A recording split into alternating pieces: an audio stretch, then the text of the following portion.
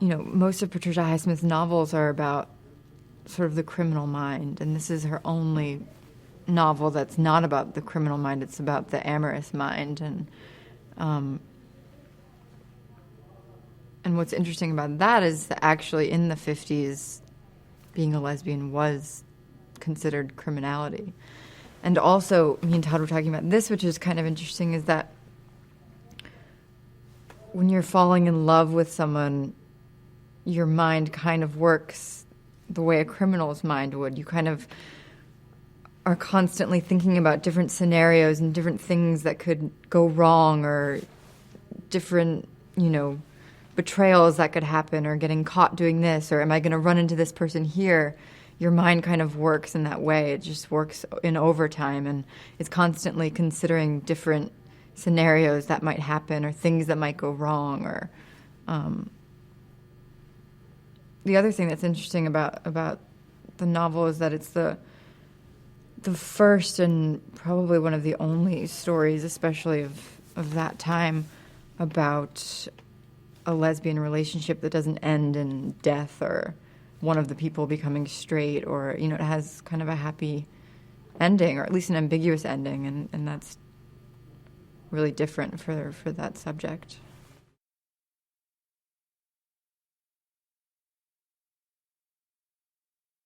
Well, Terez is just a really young girl who's kind of, in a lot of ways, she's kind of alone in the world. She doesn't really have a family, and she doesn't have that many friends, or she doesn't have that big of a community. She has Richard and their mutual friends and his family, but she's not that grounded. She doesn't have like a home base really, and she's kind of, she's like figuring out who she wants to be and what she wants her life to look like. And when she meets Kэрol, that's kind of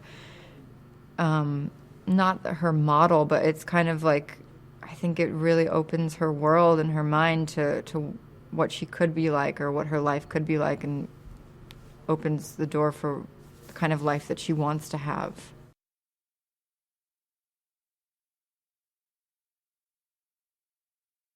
When we did the camera test for the movie, and I saw Kate in the full hair and makeup and wardrobe for the first time, that kind of says everything. I mean, who wouldn't be just blown away by her? She's just this like goddess, she's just this magnificent creature, and I think Terez has probably never really seen anyone like her before.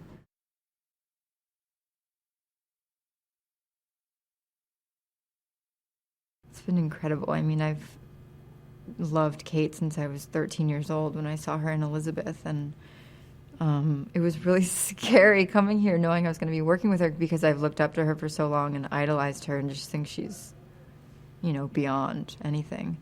And so I feel so lucky that I get to work with her and that I get to watch her and learn from her. And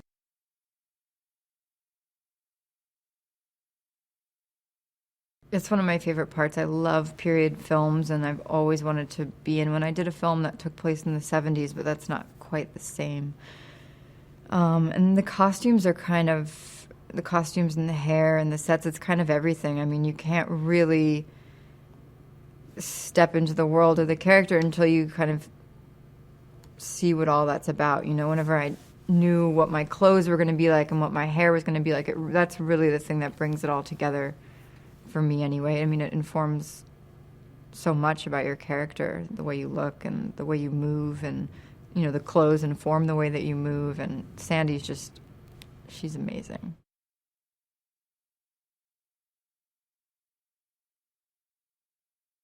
I mean, I can't imagine being in a relationship like that in the 50s. I think it's hard to be in a relationship like that now in many parts of the world. So I can't imagine the struggle that it must have been, and the strength and the courage it must have taken to be in a relationship like that in the 50s.